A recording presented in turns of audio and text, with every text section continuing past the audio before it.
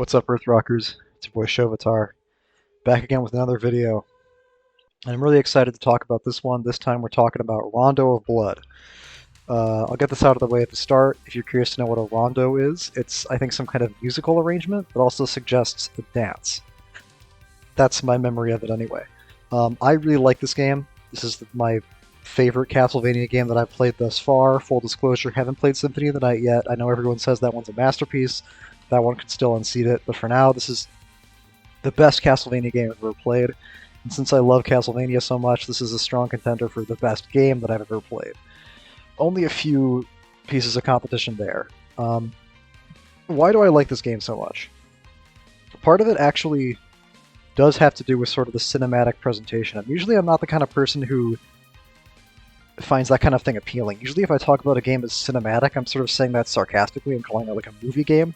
But this game is very restrained and very conservative with its more like cinematic elements, I guess I'll say. Like this little intro cutscene is only like a minute long, and then this little prologue with Richter on the chariot is basically just an extended intro cutscene. Like there is gameplay, but that's really not very much of it, and it goes by pretty quick, and it's just there to sort of have Death show up, Grim Reaper show up. He should be here in a minute. There he is. There he is. And say some shit to Richter. Another thing I should get out of the way at the start is that I don't know what anyone's saying. I don't speak Japanese. I understand a word here and there, but I really don't know. So I don't know what anyone's going to be saying in any of the cutscenes. But I do like this little intro. I think it's cool that the Grim Reaper shoots a giant skull at you, the death coil that you can just like destroy. The game does a very good job of making you feel powerful, maybe too good of a job. This video isn't going to be too negative. It's going to be in stark contrast to my Castlevania 4 video. It's probably going to be all positive. So I should elaborate more on what I like about this game and what makes this game different. So in direct comparison to Super Castlevania 4, there's no more 8-directional whipping. There's no more 4-directional whipping, there's no 3-directional whipping, there's 2-directional whipping. You can whip ahead of you, and that's it. You can whip across on a horizontal plane. You could actually also walk backwards and whip, but I never found a reason to do that. And you'll notice there that I jumped forward and then turned around in midair to whip behind me. That's new, and that is super, super, super, super important. That is like really, it's so cool and it's so important. It's a big part of why I really like this game, because it means you can go forward while affecting things that are behind you in a way that's very easy to execute. Another thing that I should note real quick, just because it's relevant right now, is that another difference between Rondo of Blood and previous games is the axe got buffed considerably. It's now gigantic, and it does roughly double the damage of a whip swing. So you don't have any 8-directional whipping, you can't whip diagonally, but the compensation for that is to now have an axe that hits like a fucking truck, which I really love. I really appreciate. I think that's a good way to make the axe better. The dagger is also better in this game, but I don't think I'm going to be using it at all. Another thing about the movement in this game that's different, which I don't think you're going to see in this level, and is not going to maybe come into play for a while, is that Richter can backflip. When I talked about previous Castlevania games, I talked about movement gimmicks, right? Like every game after the first one had their own specific movement gimmick that they were enamored with. With Castlevania 3, it was stairs. With Castlevania 2, Belmont's Revenge, it was like ropes. With Castlevania 4, it was swinging back and forth on specific grapple points. And when I talked about the swinging back and forth in Castlevania 4, I described it as something that you never want to do, and always something that you have to do. And the reason I said that is because swinging back and forth on those grapple points is what I said. Well, I think the wording I used was slippery and dangerous, as in you don't feel like you have perfect control over what's going on, and also if you ever get hit in any of those situations, you are always going to die. So it's never something that you really want to do. Backflipping in Rondo of Blood is the exact opposite of that, where it's like I can't wait to find places where the backflipping is useful, because it's really cool. You can attack like right out of it. You always know exactly how far you're going to go, and this is another reason why I really like this game, and another thing that contrasts it with Super Castlevania 4, is that Rondo of Blood has almost no instant kill death pits. It has levels with verticality, but it has almost zero platforming hazards that will instantly kill you. So when you backflip, you don't have to worry about like accidentally like sliding off the edge of a platform and dying. You don't have to worry about like backflipping off of a cliff. Although, full disclosure, that did happen to me a few times when I first started playing this game, because usually when I play video games, I'm used to button mashing. And the way that you backflip in Rondo of Blood is you jump and then you jump again. So when I first started playing this game, there were a couple of times where I was trying to like jump over something or like jump away from something, and I accidentally backflipped off the edge of a cliff and died. But that was only a couple times, and it didn't take me very long to get out of that habit, and there's only a few places in the game really where you could do that. Rondo of Blood really backed off on the platforming, and what they decided to do in place of that was amp up the combat and amp up especially the boss fights. The boss fights are really like the centerpiece of Rondo of Blood, and it's like the best decision they could have possibly made. It's like exactly the opposite of Castlevania the Adventure, where it's like they understood exactly what was fun and what was interesting about Castlevania. That being said, I talked about Richter being overpowered, I think, briefly. Or maybe I didn't yet, but there's something that I should mention right up front when I'm talking about the combat, and I'm talking about this game's difficulty, which is that this game is hard. Like, this game is not easy, but even though like removing instant kill death hits and platforming challenges did not make this game too easy.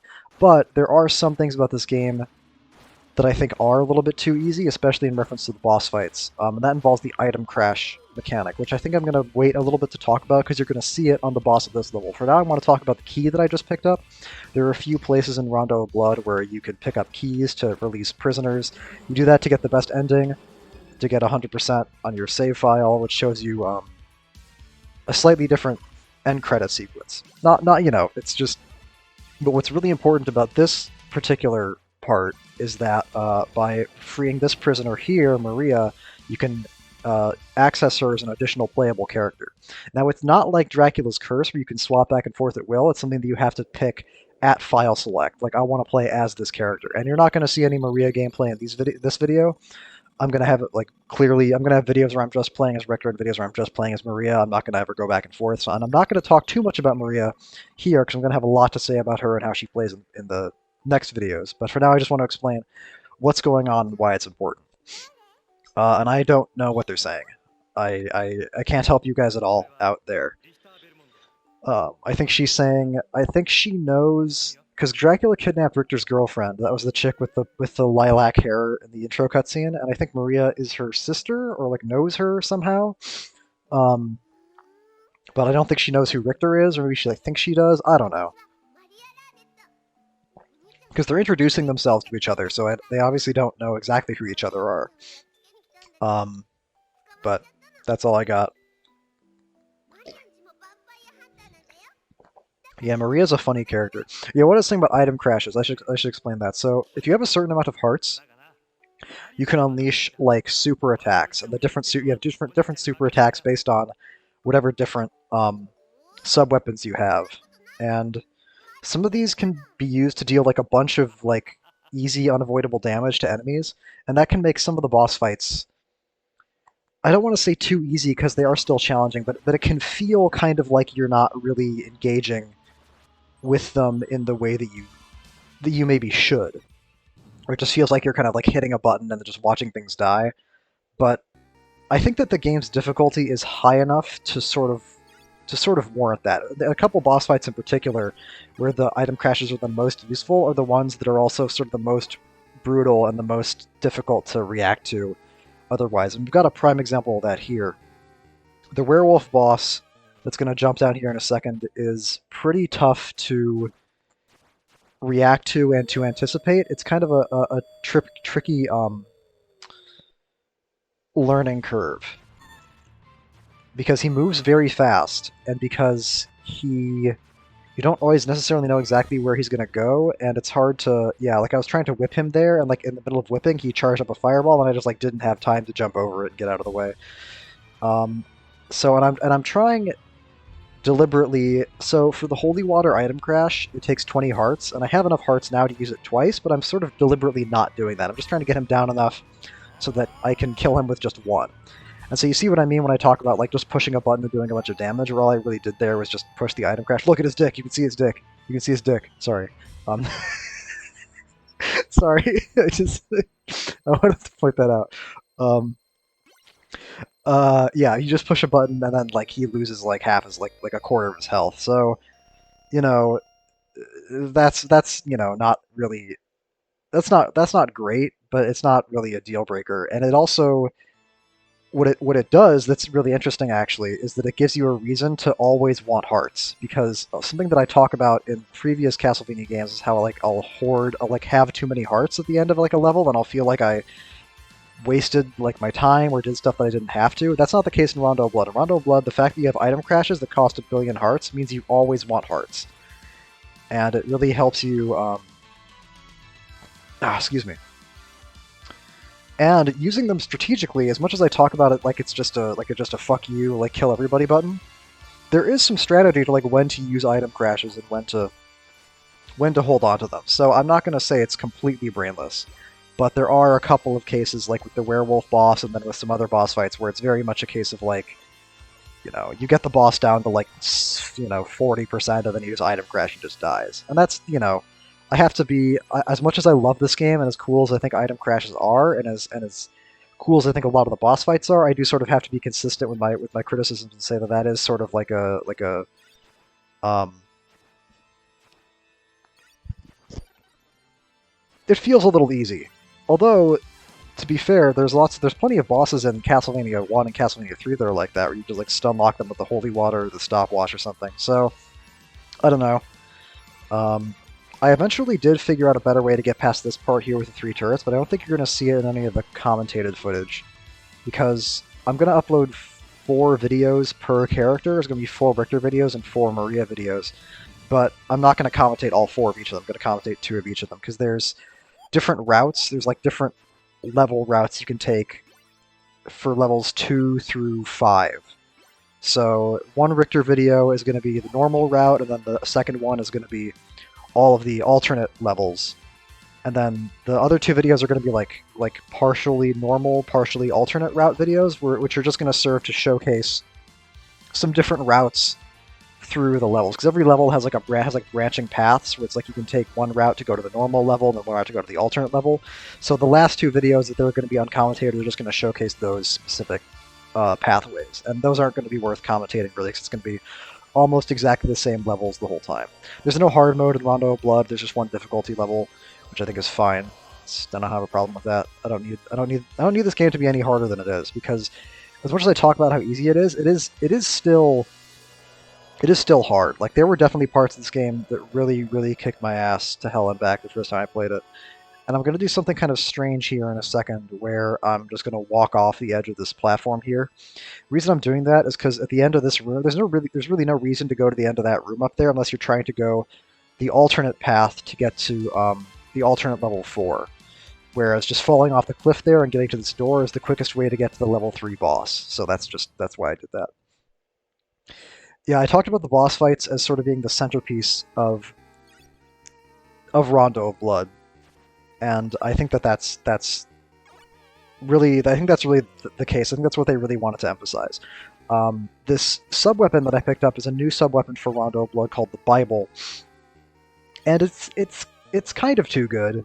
It costs 3 hearts per usage, and it like shoots like book pages all over you that like basically intercept any projectiles that are coming near you, and it can do a bunch of damage if they hit enemies, because they hit boss enemies, because they'll do damage multiple times. And this boss is kind of strange, where like this boss will either like kick my ass or I'll completely steamroll him, and that mostly has to do with whether or not. Yeah, so if I can knock him back a bunch of times with a whip like that, then I can just like kind of bully him in a corner. But if he winds up the petrification breath and I keep getting hit by it, like what happened at the start, then that's not good. I actually could have used the Bible there to destroy those stone blocks that he kicked up, because those actually are destructible. But he keeps doing this shit. I keep on expecting. What happens there is that I keep expecting to knock him back with the whip shot, but instead he's like winding up the breath while I'm knocking him around, and instead he just doesn't move.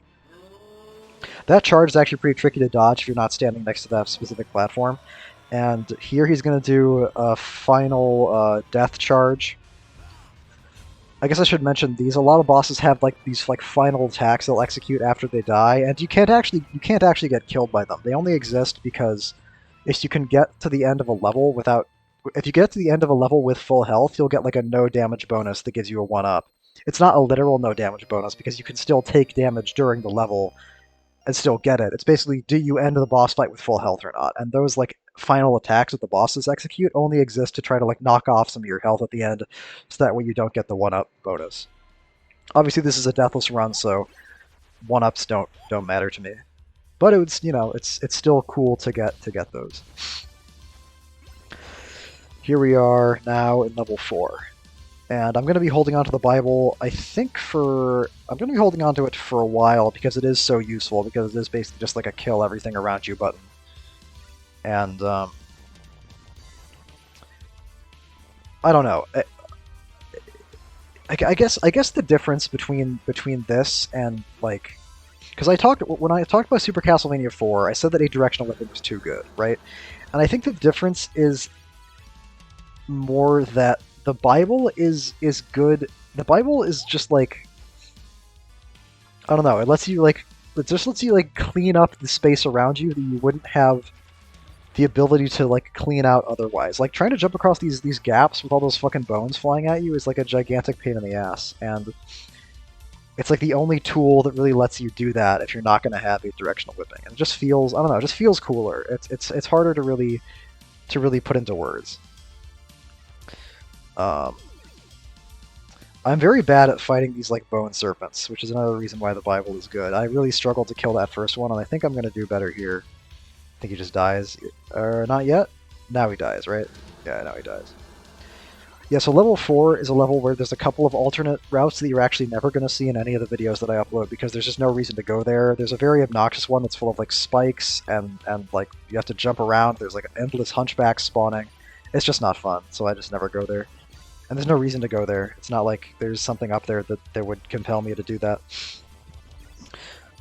In terms of whether the normal or the alternate route is better, this is sort of like it's sort of like Castlevania 3, where the main route in Rondo of Blood is much better. Some of the alternate levels in Rondo of Blood are very annoying, and do have some insta-kill platforming shit going on. Most of the other ones do not. They kind of learned. They learned about what sucked and what was fun. And what's fun is combat, and what sucks is dying because you took one step off the edge of a platform. Also notice how all of these platforms are, and all these ledges are like beautiful squares. So I know exactly how far I am on the ledge at all times. They're not like weird three-dimensional shapes like they are in Super Castlevania 4. Another fun fact about Rondo of Blood is that the PC engine has the capability to remember when enemies have died. So I'm going to go all the way down to the end of this hallway and go back up the top floor there, and that blue knight that I killed is still going to be dead. So that's another thing that's nice, is that when you kill enemies, they remain dead in Rondo of Blood. I feel like a lot of the things that I'm saying about this game make it sound too easy, and I mean, I guess I'll just say you could play it for yourself and decide for yourself how easy it is. Because this game was really not easy for me the first time I played it. It definitely did have a learning curve. Like, figuring out the timing for these guys was pretty tricky. Figuring out, like, how to get past this part effectively was pretty tricky. But the big difference is that with this game, more than any other games that I've played, once you figure it out, like, you can actually do it. It's sort of like you're never going to get punished for tiny positional errors that instantly kill you. It's like, if you figure it out, like, you're good, because all you have to do is just, like, you just have to do it correctly. And that's what makes it fun. I never feel like deaths in this game are not my fault. If I ever die in this game, it feels 100% of the time like it's because I fucked up and because I didn't execute something properly. With a couple exceptions. Those exceptions are all in the alternate route. Main route is just fine. And this boss coming up here actually is a good example of a part that was really difficult. Like, this fucking boss just, like, kicked the shit out of me for a really long time, but there's one specific thing you can do at the very start that makes it a lot easier. So he has like a really long lance, but the thing is that he starts off facing to the left, and if you can start off behind him, you have way more freedom to get in some early shots, and more importantly, control the pace of the fight, because if you're coming at him, he'll back up. And what you don't want to do in this fight is you don't want to get cornered up against the edge of the screen. And now the simple fact that I started off behind him means I have so much more control over the pace of the fight and over where things are happening.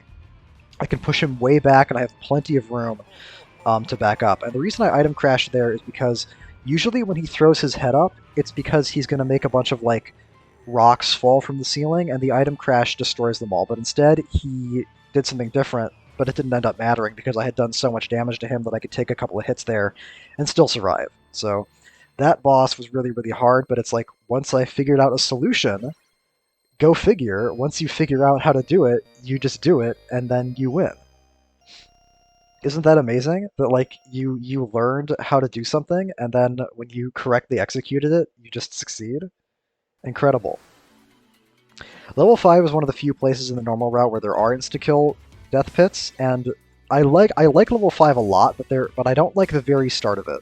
Because the game has a very specific idea of how it wants you to get through these two skeletons here, where if you're slightly too late in terms of killing them, they'll like hit you with their weapons that have a super long range and they'll knock you off and you'll die. But you have to just go super fast. But I really like this level because I really like skeletons and it's full of it. And this is funny. Touching the door makes him go, ah, and die. It's funny.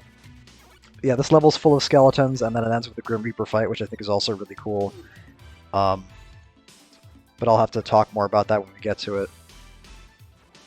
I also like the music here, although the music here is not as good as the alternate level 5 music, but again, I'm going to have to talk about more about that when it shows up, or when I get to it. I'm picking up the holy water here for a part later on in the level, which you'll see when I get to it. This is a cool thing you can do here. Another thing the backflip lets you do is the backflip lets you get barely a little bit of extra height that can let Richter get to places they otherwise wouldn't be able to. So I was able to backflip up onto that ledge for that reason. I don't know if it's intentional or not. I don't know if like you're supposed to be able to do that, but it's in the game, so it's fair in my opinion. That's sort of how I feel about games in general. If it's something I can do in a game, then why not just do it? This part is tricky. This is another thing about Rondo of Blood to mention, is that this is a game where your health is really important. Because there's only going to be one meet between the one that I picked up by destroying the blocks and the Grim Reaper fight. And the Grim Reaper can do a lot of damage to you. So I kind of need to be careful about how much damage I take. Excuse me, between here and there. This guy actually can instantly kill you if he touches you. Which is also like, it took me a little bit to figure out like the timing for it, because I couldn't figure out, because the painting like spins around, and for some reason that like fucked with my spatial understanding of where it is. But you just keep jumping and whipping, you'll keep hitting it, and it won't be able to get to you. So yeah, you know what? Rondo of Blood is actually hard. It is actually still a hard game, but the difficulty is from the combat. The difficulty is from the challenges that it puts in front of you in the combat. The difficulty does not come from trying to figure out where a platform is, or from stairs that collapse out from under you, or from fucking disappearing platforms. So it's like actually a fun game that you can actually like consistently finish without having to like worry about the hand of God pushing you off a cliff. And this part is interesting too. This is another example of rewarding aggression. So the reason that I where like those hunchbacks on the eagles, you have to just like attack them and fight them on their terms. Because if you just sit there and wait for them to come at you, they'll come at you at an angle that you can't do anything about. And the reason why I want the holy water for these big green knights specifically is because other sub-weapons don't like get through their armor. The holy water will hit them multiple times, it'll just like shred them, and so I can just throw holy water to kill them and then turn around and worry about the hunchbacks on the eagles. So that's why I wanted the holy water for that guy specifically. And notice how much damage that thing did to me. That thing took off like a pretty good chunk of my health just from like one hit. So this game is still hard, but it's hard in a way that's fair and that rewards like learning it properly. It rewards strategizing. It rewards thoughtfulness, I guess I'll say. So here I have enough item crashes to do... I have enough hearts now to do 3 item crashes on Grim Reaper. I kind of don't want to do that. I think 1 is acceptable to kill him, and like 2, like you can kill him with just 1, and then like 2 is sort of like the safe number of item crashes you want from him. Because he's very difficult to get at without them, and the fact that there's like a cross and that there's so many hearts right before this boss really makes me think that the item crash is sort of like you're supposed to use one as like a get out of jail free card, because what makes the item crash so useful is not just the fact that it hits him, but that it destroys all the scythes all around you. So it's really more of as much of a defensive measure as it is an offensive measure. And I actually really like this fight. I think this fight is really cool. It's really fun to like dodge around the scythes, but it's also really fun to just obliterate him and not worry about it. I like phase 2. I like how like he turns into the normal Grim Reaper and then he's gonna jump down here in a second. And you know, again, I worry that I'm making this look like too easy, but this fight is actually pretty tricky because it's about finding out discovering the right distance where like you can hit him and then still be able to safely get out of the way of his swing. Because if he hits you with that attack, the thing about that attack is that he sends you flying like way back. So if he hits you like that and you're in the wrong like part of the arena, you could actually get knocked all the way off the edge. Fortunately, that doesn't happen. I play smart, I play slow, I play cautious, and he dies. So perfect. I don't know. I guess if you think this is easy, you know, feel free to play it yourself. That's what I say. And it's less about whether it's like easy or difficult, and it's more about whether it's fun and whether the challenge feels fair and feels rewarding. And in terms of fairness and being rewarding, that's sort of like what this game gets the most right. Excuse me. Here we are, another cutscene. I don't know what anybody's saying. Sorry.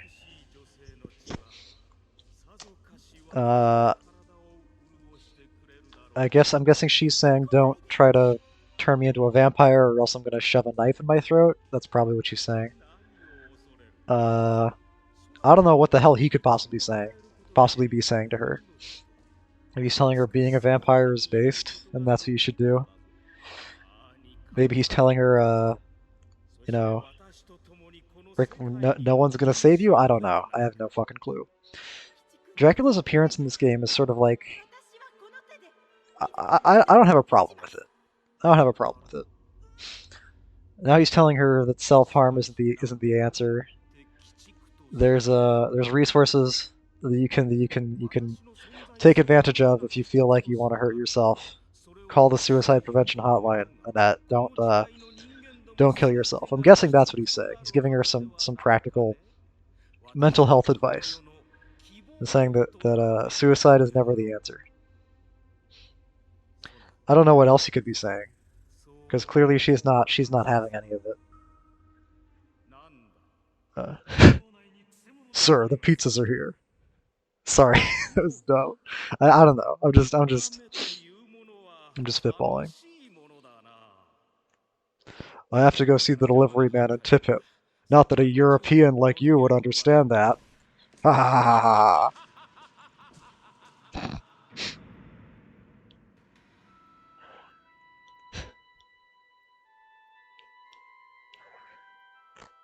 I don't know what tipping is. He's got a big ass forehead. Although that might be an aspect ratio thing. Something about this game is that so the PC Engine's native resolution is 256 by 240, which, in case you're curious, is a 16 by 15 aspect ratio. But the emulator that I was using to play this game on, the closest aspect ratio it could get to that with its default settings was 4 by 3. So when the time came to actually put the footage together, I had to sort of like squish it back down again to make it look like how the game is actually supposed to look, because that is important to me. So, and like if I can't play the game the way that it's supposed to be, I can at least show you guys footage of how the game is actually supposed to look, because I don't want to show you like some fucked up, weird, like stretched, widescreen, distorted shit. I just want you to see the game how it actually looks, which, you know. It's unfortunate, really, that the emulator doesn't just support some kind of like a regular resolution that makes it look the way it's supposed to, but oh well. This boss rush is actually another part of the game that was really, really hard for me the first time I went through it. I died here like over and over and over again. And I remember wondering, like, how the fuck am I ever gonna do a Deathless run of this? Because you have to fight 4 like classic Castlevania bosses, and then you have to fight the magician guy at the end of it. This Medusa boss is actually really tough. You have to, because it's not really clear to me what makes her jump up like that. It seems like if she gets hit too many times, that's what happens. But that's it doesn't seem like it's a 100% of the time type of thing. And then it's really tough to hit all those snakes that she puts out. And if you are trying to do like a Deathless run of this, you really can't get hit too many times. I think you can take 5 hits from these guys combined before you die, I think that's right. 'Cause you have 99 health, and then each hit does about 20 damage, I think. I don't really remember. I don't know what the numbers are exactly, but it is 5. Although this mummy is going to drop some meat at the end. I had a couple of strategies for getting through this part. One was to jump off the ledge back there, but of course once you're this close to him, you don't have that option. You have to sort of just... yeah, if you use the Bible right when you jump up on that second block, it'll hit him and hopefully finish him off. And then with the Frankenstein fight, it's just pure timing. You just have to back up. When he gets close, you have to respond to his attacks. That lightning shot is actually really tough to dodge. You just have to be super fast. And the Bible is the best option for killing all these bosses because it lets you just not worry about the attacks that are the toughest thing otherwise to dodge. And the Bible, and this is another good reason why you don't necessarily want to blow all your hearts on the Grim Reaper fight, because you want to have as many hearts as you possibly can to safely get through the boss rush here. Because hearts carry over between levels. It's not like previous games where you're just stuck with 5 at the start. You can actually strategize like how many hearts you want to save up for each level. This guy's the hardest part of the entire boss rush. And actually, if you die on this guy, you don't have to do the rest of it again. You just start off fighting this guy. What makes this guy hard is, yeah, this part with the lightning orbs. I never really figured out how to consistently dodge them, because sometimes you want to be between them, and then sometimes you want to try to run away from them. But it's not clear to me exactly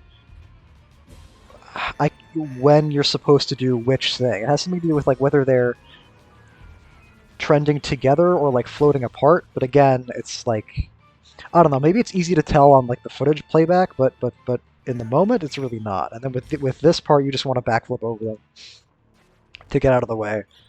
Play patiently. You know, keep throwing the Bible around to hit him when he teleports away from you.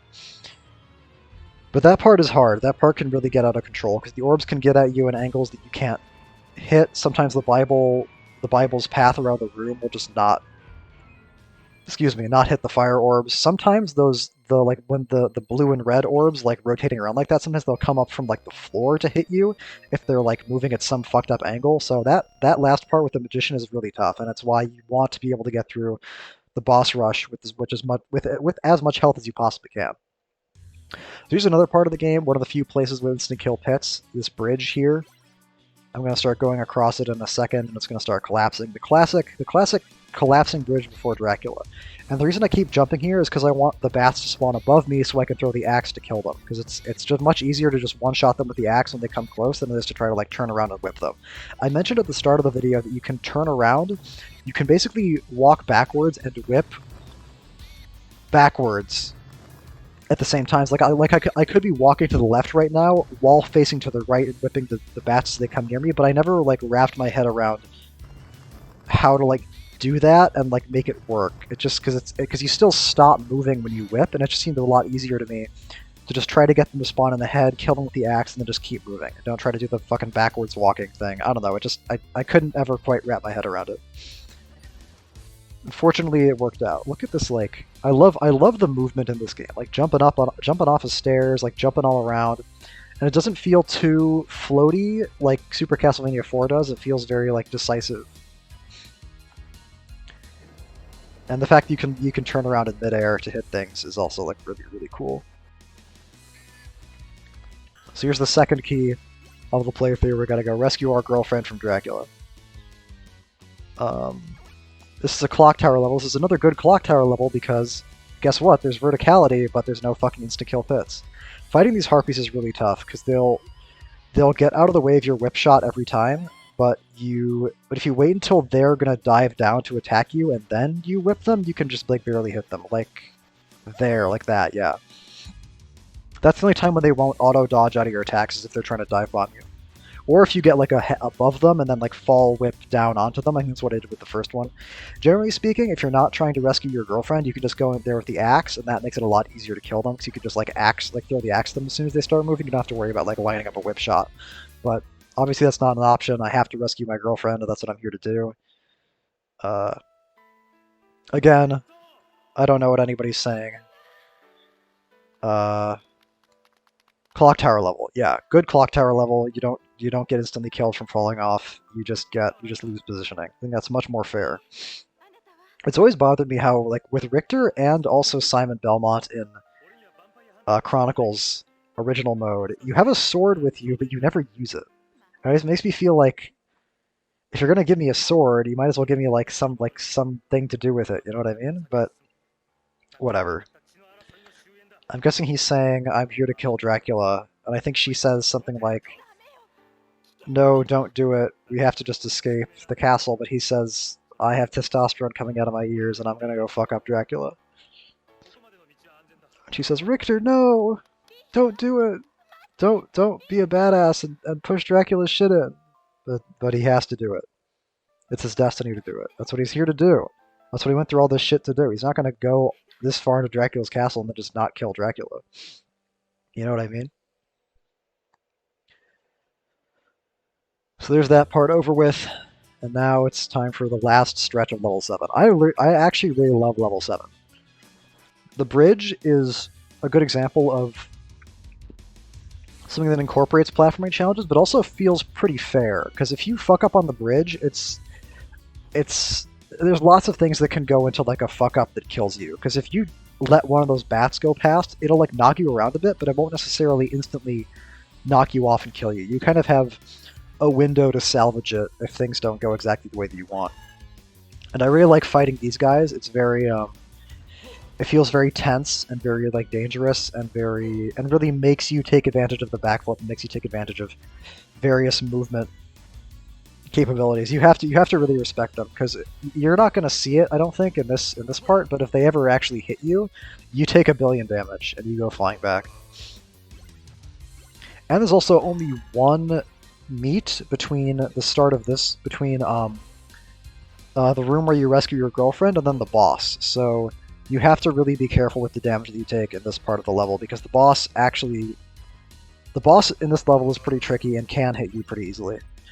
You're not really going to see that happen in this footage because I just execute it correctly, which is like, go figure, like you do something right and then you don't get punished for it. And because I have the Bible, and the Bible is really, really good. The Bible is maybe a little bit too good, but I think it's supposed to be balanced out by the fact that it costs 3 hearts per usage. And I'm not really using it too much. In my opinion, anyway. This is funny, he can actually hit you still from all the way over there. Like, I don't know if it looks like he can or not, but that sword can definitely reach that little ledge that you're on, so which is why I can't stay there. Even if I'm crouching, that's still gonna hit me. God, this game is so fucking cool. Fighting things feels fucking great. The music is fucking great. You don't have to worry about like dumb fucking platforming. What am I? Oh, I know what I'm doing here. I'm going back to get the meat that I was talking about because I did take some damage and I want to go into the boss fight here with full health. And because the PC engine can remember when enemies are dead, I don't have to fight a bunch of respawned enemies to get back to where I want to get to. I only have to fight one more knight here. Yeah, I really like this. I really like this part. I really like fighting these guys. It's very it feels like you're like really fighting something. You know what I mean? That's what a lot of the boss fights feel like. Even with like item crashes, even with shit like that, it still feels like you're actually like fighting something. Because none of the item crashes are like the equivalent of the Holy Water stun lock from like 1 or 3, where you're literally just like spamming an attack and it just dies. You still have to like utilize it at the correct time, and you have to. Because if you just go into the Grim Reaper fight in level 5 and just spam item crashes, you're just gonna knock him up off of the screen, and you're not gonna kill him, right? You have to do it strategically. You have to do it when you, as a way to get out of certain situation, like to get out of a situation with a bunch of scythes all around you, and you have to escape. Same with the Bible. Like bosses still have like a period where you can't just keep dealing damage to them. So if you just spam the Bible over and over again, I don't know, maybe if you spam the Bible over and over again with like 45 hearts or 49 hearts, that might just work fine, but that's like a strategy thing. Because I could have been using the Bible to kill all those knights earlier, but the fact that I didn't, and the fact that I went to the trouble of fighting them with the whip and like dodging their attacks, means I now have all the Bible shots that I want for the boss. You know what I mean? So I was rewarded for correct gameplay in the past by making later gameplay easier. You know what I mean? So it's like the things that I did before I entered the boss room were important. You know what I mean? Like I was playing a complete game and not just like a series of isolated challenges. That's what I love so much. Because I like games that reward. I do like games that reward reaction time and that reward quick thinking, but I also really like games that reward like routing and planning. If I correctly execute something, I want it to be because I made like a correct decision, not just because I made a correct like snap input. You know what I mean? So that's what I really love about this game, and the fact that it's like so boss centric, and like the existence of item crashes, the existence of the Bible, is that it really makes you feel like everything you do, not just in a given level, but across all levels, because your heart count carries over between them. It's all relevant, like it all matters, and the more correct decisions you make, the better it'll be for you. The further you down the line you go. So that's really what I love so much. And that was a no damage kill on that boss because I did what I was supposed to do when I was supposed to do it. And spamming the Bible there is really important for that part because of the bats that keep coming down out of the goblet up there. You can dodge those bats pretty easily by just by going back and forth in a specific rhythm and in a specific pattern. But if you have the Bible, you can just kill them and you don't have to worry about that. I love the music that plays here. I love the remixed Castlevania 1 boss track. I love a lot of almost like all the music in this game. There are no bad music tracks in this game, and some music tracks in this game are just fucking amazing. What is a man? A miserable. Oh, I guess he doesn't say it. Never mind. I could perhaps use the Bible for Dracula Phase 1, but but you can only really hit him once before he disappears, and so if I'm only going to hit him once, I'd rather use the sub-weapon that takes uh, one heart than one that takes 3 hearts. You know what I mean? If I did have one complaint to make about Rondo, it's that I think that the Dracula fight is a little bit too easy. I love the fact that you have to backflip over fireballs to beat Phase 1. At least I think you have to. There might be another way to do this, but I never figured it out. I love that. I think that's really cool, and that's really. But like once you get that figured out, he's kind of toothless. Um, which I don't know. I'm glad that he has a consistent pattern. You know what I mean? I'm glad that it's not like I'm glad that it's not like other boss fights where you just like randomly take damage. But it does feel a little bit easy. Same with Phase 2. Phase 2 is just sort of like, and Phase 2 actually is where item crashes are going to be useful because he doesn't keep teleporting away. Yeah, item crashes and the Bible are not really useful against Phase 1, but they're really good against Phase 2. And yeah, this is just like this doesn't feel super threatening, and now I can just stand a million miles away, item crash again, and just kill him. But hey, you know what? There's a consistent roadmap for beating the boss without taking damage. And the only reason I even had that many hearts for the item crash in the first place is because of how I was managing my hearts for the rest of the entire game. You know what I mean? So it's not like I just had that for no reason. I had to specifically like plan and play around that. And I love this action shot that I got here where I'm backflipping over him. It's like I'm getting in his face after I've defeated him. I'm like styling on him or something. I don't know. It's just what it seems like to me. Again, I don't know what anybody's saying. I think the basic gist of this conversation is something like, I can't believe you defeated me. And then Richter says, you were defeated by me. And then he says, well, I will be back again. As long as there is evil in the hearts of men, I will return. The classic Japanese villain speech. I think Ganondorf says that. I think Medius says that in Fire Emblem. A lot of these Japanese franchises are like that. It's very Eastern. It's very cyclical. It's very like things just kind of keep happening over and over again. The only problem, of course, with Castlevania is that they sort of soft established that Dracula comes back every 100 years, and then said Dracula's Curse was the first game. So they really only have about 6 or 7 centuries to work with. Not that stopped them. I mean, in Castlevania 2, Belmont's Revenge, of course, Dracula was only out of commission for about 16 years before he came back. But whatever. I don't know if this means that Dracula is on fire. I never quite knew how to interpret this part. Dracula's collar, is gigantic. I don't know if that's supposed to be like proportional to his power level, like the bigger your collar is, the stronger you are. Presumably it is. I don't think that nobles in the 18th century actually dressed like that. Although nobles in the 18th century wore some pretty ridiculous shit, so maybe it's not impossible. Yeah, I don't know if Dracula's on fire or if it means that the room around him is on fire. You'd think Richter would be more alert if that was the case. Richter, I'm on fire. Richter, there's a fire extinguisher behind my throne. I need you to go get it. Richter, I'm on fire. The castle's burning down.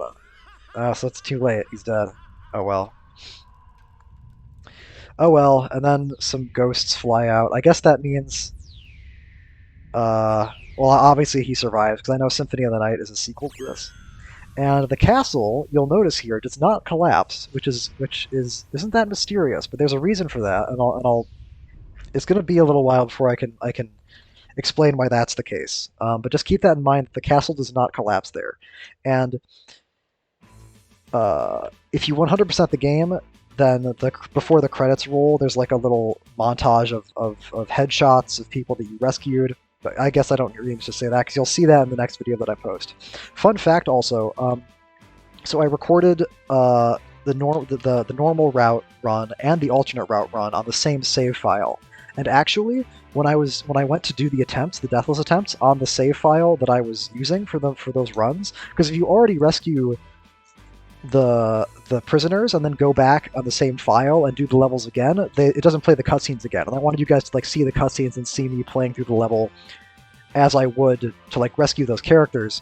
So I had to basically I made one save file to like practice all this shit, and then I had to make a second save file to actually execute it all for the footage and show you guys the prisoners being rescued and all that shit. So I did the same. So I did the normal route and the alternate route on the same save file. And when I do the alternate route video, then that's what it takes to 100% the game, is to do all the levels and rescue all the prisoners. So you're going to see the 100% credits at the end of the alternate route video that I post. So I didn't really need to bring that up. Richter escapes on his horse. Escapes from the castle that does not collapse. So yeah, I love this fucking game. This game is fucking badass. Everything about this game is fucking awesome. I love how rewarding it is. I love how brutal it is. Like, I made intimations that it was too easy, but when I got to that second half of the game, I fucking remembered how hard those bosses kicked my ass. Like, the Doulahan, the headless dude with the lance, kicked the shit out of me. The boss rush kicked the shit out of me and took forever to figure out. But if you figure it out, like, you got it. If you figure it out, you can do it. And that's what I love so much. So, hope you guys enjoy. There'll be more Rondo videos in the future, more glowing praise. Peace out. Love you all.